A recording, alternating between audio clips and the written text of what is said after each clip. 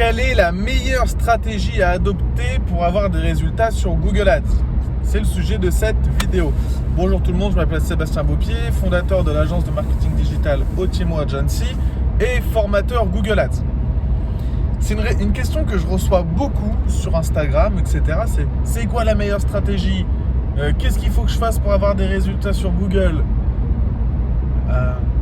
Je peux pas vous répondre ça comme ça. Je peux pas dire la meilleure stratégie c'est ça. Par contre, je peux vous donner des guidelines, je peux vous donner des tips à suivre pour avoir potentiellement les meilleurs résultats sur Google Ads. D'accord? Je vais en citer quelques-uns dans cette vidéo. Et si vous voulez les avoir papier, écrit, rédigé comme il faut, il y a un lien dans la description, un PDF à télécharger, c'est gratuit. Et dedans, vous allez juste télécharger le PDF et vous allez avoir toutes les guidelines, tous les tips que je préconise afin d'avoir des campagnes Google Ads rentables. Ok? Alors, le premier point que je voulais aborder, c'est la data. C'est-à-dire que quand vous partez avec un compte publicitaire Google Ads, vous n'avez jamais fait de publicité dessus, Google, il ne connaît pas vos clients. Il ne connaît pas votre cible. C'est comme un pixel Facebook. Il faut lui donner de la donnée à Google. Plus vous allez lui donner de données, plus il va pouvoir vous rendre l'appareil et vous ramener des bons clients. Ok? Donc dans un premier temps, votre focus, ça ne doit pas être de vendre, mais de récolter de la data. De voir qui visite votre site internet.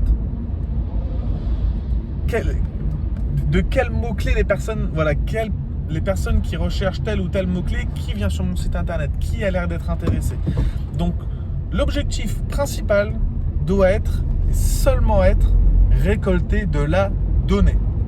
Alors vous allez me dire, t'es bien gentil, comment on fait pour récolter de la donnée? On va demander à Google de nous ramener des clics sur le site internet.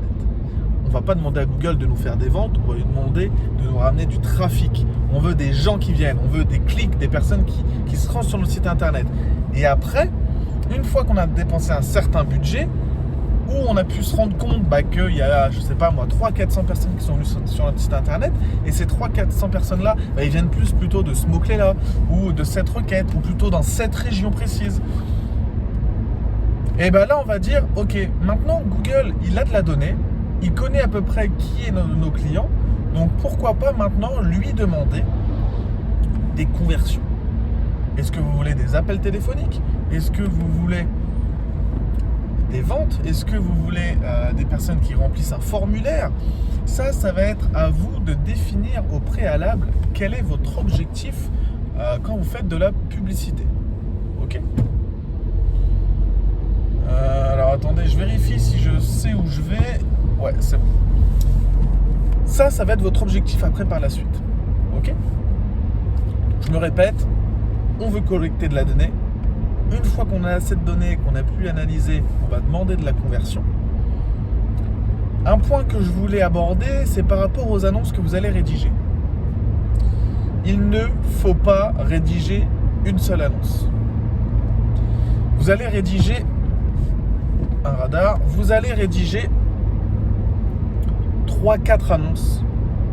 Et dans chaque annonce, vous allez mettre 5-6 titres différents. 3-4 descriptions différentes. Pourquoi? Google, ce qu'il va faire, c'est qu'il va de temps en temps, il va mettre ce titre-là, cette description-là, etc., etc. Et lui, il va apprendre, il va voir quels sont les titres qui marchent mieux, quelles sont les descriptions qui sont les plus accrocheurs, qu'est-ce qui marche le mieux, d'accord? Plus vous allez lui en donner, plus il va tester et plus il va aimer ça, Google. Ok? Deuxième point, si vous faites qu'une annonce et votre concurrent, il en fait 4-5, Google va privilégier votre concurrent. Pourquoi? Parce qu'il va se dire, attends, cette personne-là, elle fait l'effort de mettre des titres, elle fait l'effort de mettre des descriptions, elle fait l'effort d'expliquer ce qu'elle vend, ce qu'elle fait, ce qu'elle propose. Donc, vous allez passer en deuxième. Ça va jouer sur le niveau de qualité de votre compte Google. D'accord? Donc, c'est une deuxième raison aussi de faire beaucoup d'annonces, beaucoup de titres, etc. Ok? Dernier point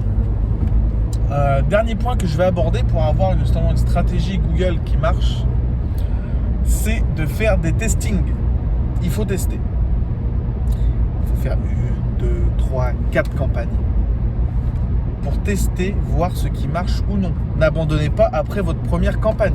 Si vous faites une campagne search que vous abandonnez, c'est dans le vent. Il faut prendre le temps d'analyser. Google Ads, c'est pas un bouton magique. Il faut avoir des connaissances. Il faut en avoir fait plusieurs fois, pas mal de temps pour être à l'aise et pour être quasiment sûr d'apporter des résultats par la suite. On peut jamais être sûr d'apporter des résultats, mais on peut être très confiant. D'accord ? Voilà un peu ce que je voulais vous partager sur Google Ads aujourd'hui. J'espère que j'ai été clair. N'oubliez pas, il y a un petit PDF gratuit à télécharger dans la description. Sinon, je vous souhaite une bonne journée, une bonne soirée. On se dit à bientôt. Ciao.